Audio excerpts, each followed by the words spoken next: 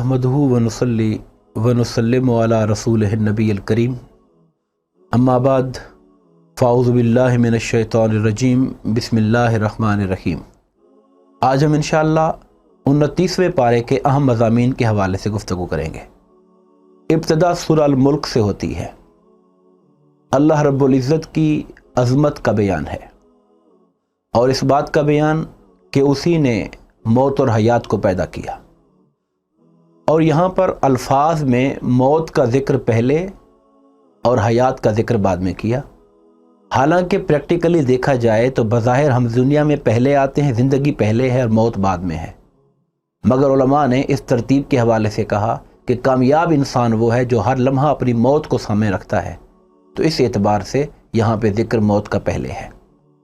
फिर अल्लाह पाक ने समावी कायनात में अपनी कुदरतों का बयान किया कि देखो मैंने कैसे इस कायनात को और आसमानों को बग़ैर सतूनों के एक बड़ी मजबूत और मुस्तहकम छत के तौर पे कायम किया और इंसानियत को चैलेंज किया कि देखो निगाह उठा के चेक करो, गौर करो, हल तरा मिन फतूर, तुम्हें कहीं कोई कमी नज़र आती है? फिर कहा इंसान एक दफ़ा फिर गौर करो, फिर ध्यान करो, ढूंढते रहो, तुम्हारी निगाहें थक जाएंगी मगर हमारी कायनात और हमारी कायनात के निज़ाम में तुम कोई खामी कमी नहीं तलाश कर सकोगे। फिर रब्बे कायनात ने इंसानों को मुतवज्जे किया कि तुम कैसे बेखबर होकर बैठे हो। अगर अल्लाह तबारक व तआला चाहे तो तुम्हारे ऊपर से तुम पे अजाब नाज़िल कर दे, तुम्हारे नीचे से अजाब नाज़िल कर दे। और फिर फरमाया कि अगर वो तुम्हारे पानी को जिस पर तुम्हारी ज़िंदगी का दारो मदार है वो खींच के नीचे ले जाए तो बताओ कौन है जो उस पानी को वापस ला सकता है। और अगर एक जगह कहा अगर वो सारे पानी को खारा कर दे तो क्या तुम में मजाल है कि तुम उसको मीठा कर सको? तो क्यों नहीं अपने रब की नेमतों का शुक्र अदा करते और उस पर ईमान लाकर उसके अहकाम की तामील करते। सूरह अल कलम, हुज़ूर नबी करीम अलैहिस्सलातु वस्सलाम पर कुफ़ार और मुशरिकीन के एतराज़ात का बयान कि उनमें से बाज़ माज़अल्लाह आपको मजनून कहते। मजनून क्यों कहते? आपकी उस दीवानावार मेहनत को देखते जो आप दीन के लिए कर रहे थे। क्योंकि दुनिया में लोग मेहनतें करते हैं ज़ाती मफादात के लिए। वो समझते थे कि ये शख्स जो कहता है कि मुझे कोई तमा और लालच नहीं है और दिन रात एक किए हुए है, माज़अल्लाह अस्तग़फिरुल्लाह, ये मजनू और दीवाना है। रब्बे कायनात ने फरमाया कि नहीं, ये कैसे मजनू हो सकते हैं, दीवाने हो सकते हैं। इन्नका लअला खुलुक़िन अज़ीम, ये तो वो शख्सियत हैं जो खुल्क के आला मकाम पर फायज़ हैं। इनका हिल्म देखो, तहम्मुल देखो, इनका अफ़्व दरगुज़र देखो, इनका मोहब्बत और प्यार देखो इंसानियत के साथ। क्या दीवानों के अतवार और तरीके ऐसे होते हैं? ये तो खुल्क़ अज़ीम के मालिक हैं। फिर इन्फाक न करने पर, अल्लाह की राह में खर्च न करने पर वईद का जिक्र किया गया और एक वाक़या जिक्र किया गया एक कौम का कि उस कौम के लोगों ने भाई थे, उन्होंने आपस में मशवरा किया कि हम जब अपनी फसल को काटते हैं तो फिर गुरबा फुकरा इकट्ठे हो जाते हैं और आके हमारे माल में से बहुत कुछ ले जाते हैं। क्यों ना हम कल मुँह अंधेरे सुबह सुबह चल के काटें ताकि किसी फ़कीर मिस्कीन के आने से पहले पहले हम फसल लेकर आ जाएं। रात को ये मशवरे करके वो भाई सो जाते हैं, सुबह मुँह अंधेरे उठते हैं अपने फसल की तलाश में, मगर रात में रब्बे कायनात ने एक अजाब का बगोला भेजा जिन्होंने उसके सारे बाग को तबाह कर दिया। जब वो सुबह वहाँ पहुँचे तो अपने बाग को तलाश करते रह गए। कोई कहता था कि पता नहीं हम रास्ता गुम गए हैं, क्या वजह है हमारा बाग नहीं मिल रहा। तो उनमें से एक ने कहा नहीं, हम तबाह बर्बाद हो गए, हमने रात को जो इरादे बांधे थे वो रब को ना पसंद आए और रब के अजाब का शिकार हो गया हमारा बाग। और फिर अल्लाह तबारक व तआला ने हुज़ूर नबी करीम अलैहिस्सलातु वस्सलाम को सब्र और इस्तिकामत का पैगाम देने के लिए हज़रत यूनुस अलैहिस्सलाम का जिक्र किया और कुरान ने उनके लफ्ज़ इस्तेमाल किया साहिबल हूत, मछली वाले, और उनका जिक्र किया कि उन्होंने अल्लाह तबारक व तआला के हुक्म का इंतज़ार किए बग़ैर अपनी कौम को छोड़कर चले गए थे। फरमाया हबीब आप उनकी तरह ना होना, आप डटे रहें, हमारी मदद हमारी नुसरत ज़रूर आपके साथ आएगी और आप कामयाब होंगे। सूरह अल हाक्का का बयान शुरू होता है। उम्म साबका पर, पिछली कौम पर होने वाले अज़ाबों का जिक्र है और नसीहत की गई है आने वाली इंसानियत को। और फिर उन लोगों का बयान है जिन्हें उनका नामा अमाल दाएं हाथ में मिलेगा। जब नामा अमाल दाएं हाथ में आएगा तो क्या कैफियत होगी? वो अपना नामा अमाल लेकर भागा भागा वापस दोस्तों को दिखाएगा, घर वालों को दिखाएगा, देखो देखो पढ़ो मेरे नामा अमाल को। लोगों के सामने उसके चेहरे पर फरहत होगी, खुशियां होंगी। اور وہ اظہار مسرت میں لوگوں کو نامہ اعمال دکھاتا پھرتا ہوگا، میرا نامہ اعمال تو دیکھو، رب کائنات نے کرم کر دیا اور میرے اعمال کو قبول کر لیا اور مجھے جنت کا حقدار بنا دیا۔ اور وہ شخص جس کا نامہ اعمال اسے بائیں ہاتھ میں دیا جائے گا، پھر اس کا ذکر ہے کہ وہ کس طریقے سے اس کا حال برا ہوگا، وہ اس کے چہرے پر کالک چھائی ہوگی، شرمندگی کا طوفان ہوگا، اور وہ کہتا پھرتا ہوگا کاش کہ میں مٹی بنا دیا گیا ہوتا، کاش کہ میں پیدا ہی نہ ہوا ہوتا۔ اور پھر وہ کہے گا مجھے تو زندگی میں احساس ہی نہیں تھا کہ حساب بھی ہونا ہے، خدا کی بارگاہ میں جواب بھی دینا ہے، کاش کہ موت سے پہلے ہی میرا قصہ ختم ہو جاتا اور میں حساب کے لیے پیش نہ ہوتا۔ اور کہے گا میرا مال کچھ کام نہیں آیا، میں بڑے عہدوں والا تھا، میری بڑی سلطنت تھی، میرے کوئی کام نہیں آئی۔ رب کائنات کی بارگاہ سے ارشاد ہوگا پکڑو اس بدبخت کو، اس کے گلے میں توق ڈال دو، اسے جہنم کی آگ میں ڈالو اور 70 گز لمبی زنجیر سے اس کو جکڑ کے رکھ دو۔ یہ رب پر ایمان نہیں لاتا تھا، یہ مسکینوں کو کھانا نہیں کھلاتا تھا۔ یہ 2 جرم اللہ پاک اس کے گنوائے گا۔ اور یہ بات بڑی قابل غور ہے، کسی غریب اور یتیم کو کھانا نہ کھلانا خدا کی بارگاہ میں کتنا ناپسندیدہ ہے کہ اللہ پاک اسے اس کام کے برابر قرار دے رہے ہیں کہ مجھ پر ایمان نہیں لاتا تھا، میری بارگاہ میں سجدہ ریز نہیں ہوتا تھا۔ اللہ کی بارگاہ میں سجدہ ریز ہونا اور اللہ کے کسی بندے فقیر اور یتیم اور مسکین کو کھانا کھلانا، رب کائنات ان دونوں کو ایک نظر سے دیکھتا ہے۔ اگر ایک نظر سے نہ دیکھتا ہوتا پھر ان دونوں کو اکٹھے برابر بیان نہ کرتا کہ مجھ پر ایمان نہیں لاتا تھا اور مسکینوں کو کھانا نہیں کھلاتا تھا۔ اس سے ہمیں اندازہ کرنا چاہیے کہ دین میں اللہ کے حق کے ساتھ ساتھ اس کے بندوں کا حق کتنا ہے اور کتنا معتبر ہے۔ پھر سورہ المعارج کا بیان شروع ہوتا ہے، اس میں بطور خاص جو اہم مضامین ہیں اللہ پاک فرماتے ہیں کہ جو قیامت کے دن مجرمین عذاب کی شدت کو دیکھتے ہوئے وہ یہ چاہیں گے کہ کاش ہم سے ہمارے بچے، ہماری بیویاں، ہمارے بھائی فدیے میں لے لیا جائے اور عذاب سے بچا لیا جائے۔ ہماری کل دولت، اور اگر زمین کی پوری دولتیں بھی ان کی دولت ہوتی، وہ چاہتے کہ ہم سے یہ سب کچھ لے لیا جائے مگر ہمیں اللہ کے غضب، اس کی ناراضگی سے بچا لیا جائے۔ رب کائنات نے اس کے بعد فرمایا انسان کی فطرت اور نیچر کا بیان کرتے ہوئے کہ انسان فطری طور پر عموماً انسان جو ہے وہ بے صبرہ پیدا ہوا ہے، اس کو صبر نہیں ہوتا، اور پھر کوئی تکلیف آ جائے تو فوری طور پہ گھبرا اٹھنے والا، مایوس سا ہونے والا، بے چین ہو جانے والا ہوتا ہے۔ مال میں بخل اور بخالت اس کے اندر پیدا ہے، بخیل ہو جاتا ہے، کنجوسی اس کی فطرت کا حصہ ہے۔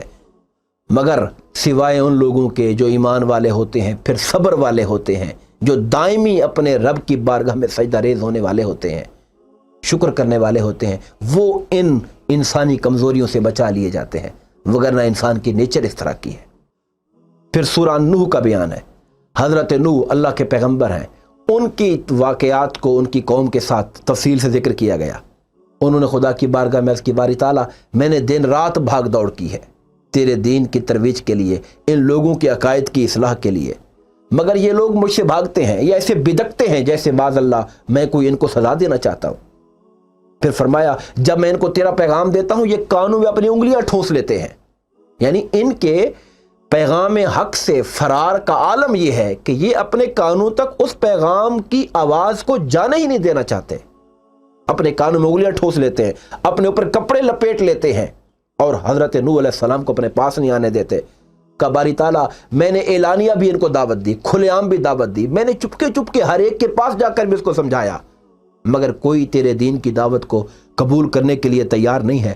میں جتنا ان کو تیری طرف بلاتا ہوں اتنا ان کا تکبر بڑھ جاتا ہے، اتنا ان کے اندر اناد بڑھ جاتا ہے، دشمنی بڑھ جاتی ہے۔ باری تعالیٰ یہ جتنا عرصہ زمین پہ رہیں گے اب یہ گمراہی پھیلاتے رہیں گے، اور یہ جو بچے جنیں گے وہ بھی گمراہ ہوں گے اور تیری نافرمانی کرنے والے ہوں گے۔ اور اللہ کی بارگاہ میں ہاتھ اٹھائے باری تعالیٰ انہیں زمین سے ملیا میٹ کر دے، اور پھر وہ طوفان آیا جس نے ان سب کو تباہ کر دیا ما سوائے ان کے جو حضرت نوح علیہ السلام کی کشتی کے مسافر تھے۔ اس کے بعد سورہ جن کا بیان ہے۔ جن جیسا کہ ہم ذکر کر چکے جنات ایک مخلوق ہے، جن کا لفظی معنی ہوتا ہے پوشیدہ چیز۔ جنت بھی کے اندر بھی جیم نون کا لفظ آتا ہے چونکہ وہ نظروں سے پوشیدہ ہے۔ وہ بچہ جو ابھی ماں کے پیٹ میں ہوتا ہے اس کو جنین کہتے ہیں چونکہ وہ لوگوں کی نگاہوں سے پوشیدہ ہے۔ جنات کی حقیقت یہی ہے کہ یہ انسانی حواس میں نہیں ہوتے، ہماری آنکھ ہمارے ہاتھوں سے چھونے میں، دیکھنے میں، ٹچ کرنے میں نہیں آتے، اس لیے ان کو جنات کہا جاتا ہے۔ ان کا وجود برحق ہے۔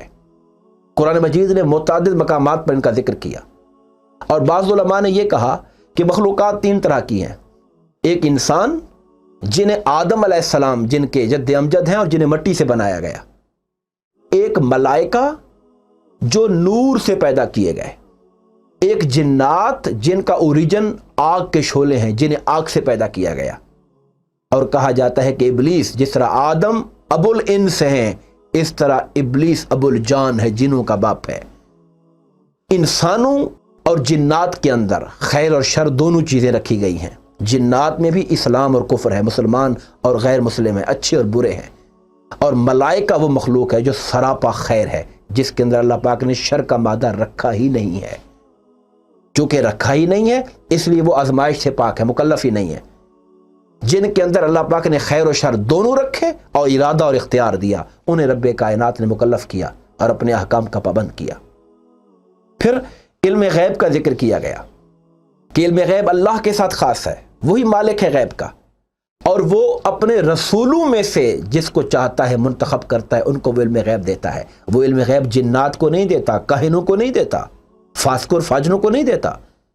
اور ایک مقام پر حضرت سلیمان علیہ السلام کے حوالے سے ذکر ہے کہ جب وہ اپنی ایک عصا کے سہارے پر کھڑے ہو گئے اور ان کی روح قبض ہو چکی تھی، جب وہ لکڑی کو گون کھایا اور وہ گری، وہ جنات جو کام میں لگے ہوئے تھے انہوں نے کہا کہ کاش ہمیں علم غیب ہوتا تو ہم کبھی 6 ماہ کی مشقت برداشت نہ کرتے، ہم پہلے ہی کام چھوڑ کے بھاگ جاتے۔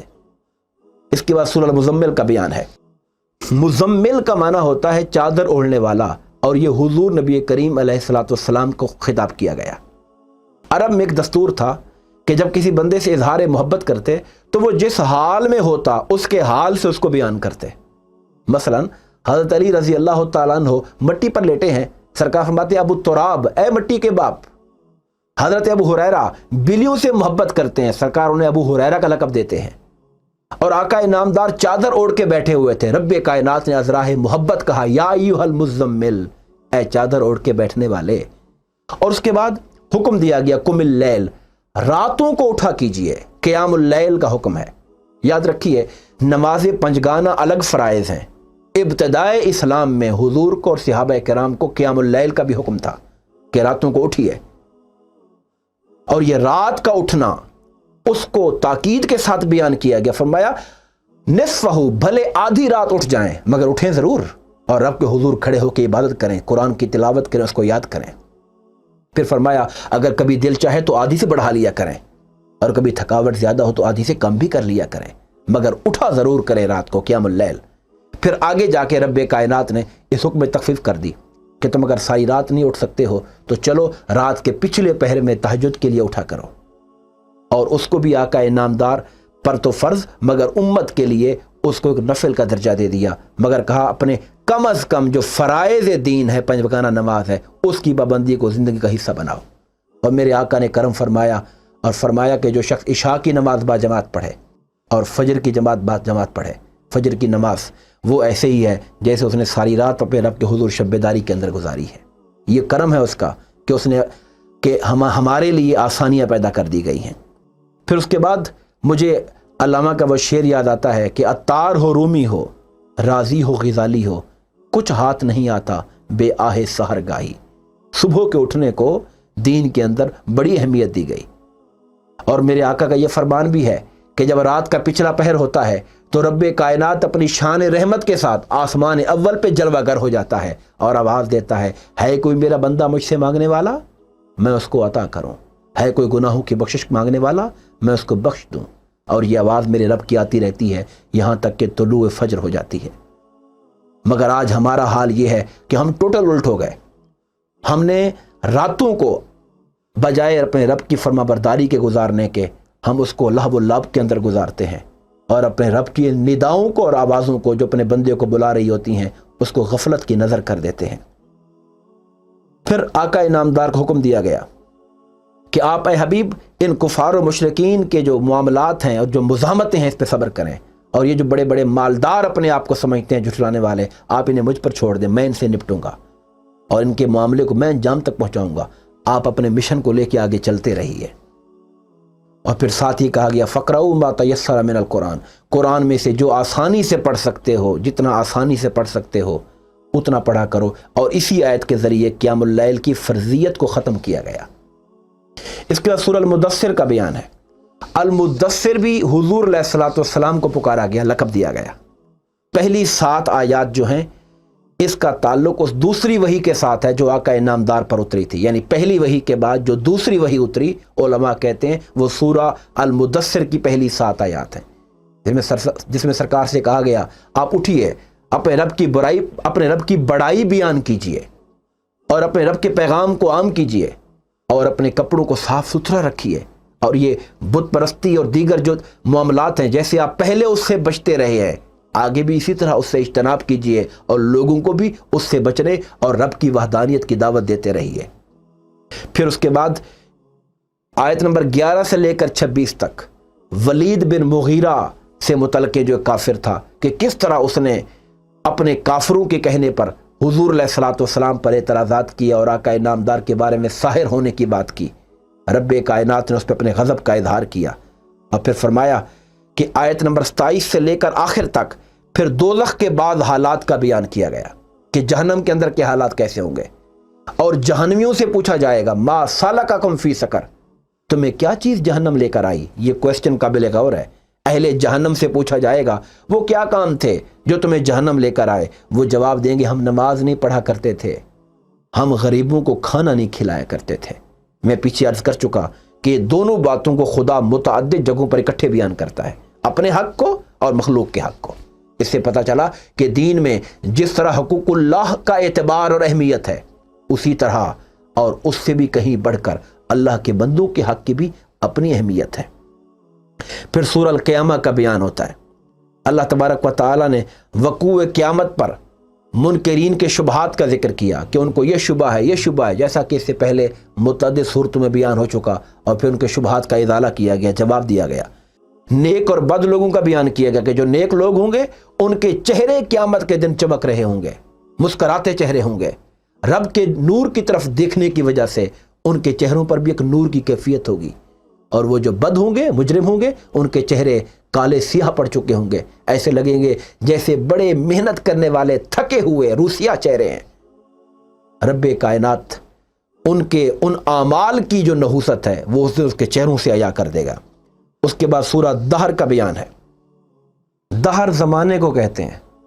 پھر یہاں پر انسان کا ذکر کیا گیا کہ آج کا انسان جو اپنے مال پر، اپنے نسب پر بڑا فخر کرتا ہے، فرمایا حل اتی علی الانسان حین من الدہر، کیا اسی انسان پر وہ وقت نہیں آیا لم یکن شیئا مذکورا، یہ کوئی قابل ذکر چیز ہی نہیں تھا، ہم نے اس کو وجود بخشا، ہم نے اس کو خلت وجود دی، یہ دنیا میں آیا، پھر ہم نے اس کو خاندان دیا، یہ بڑا ہوا، جوان ہوا، مال و دولت دی، آج یہ اسی اپنی مال و دولت کے بل بوتے پر اپنے رب کا انکار کرتا ہے۔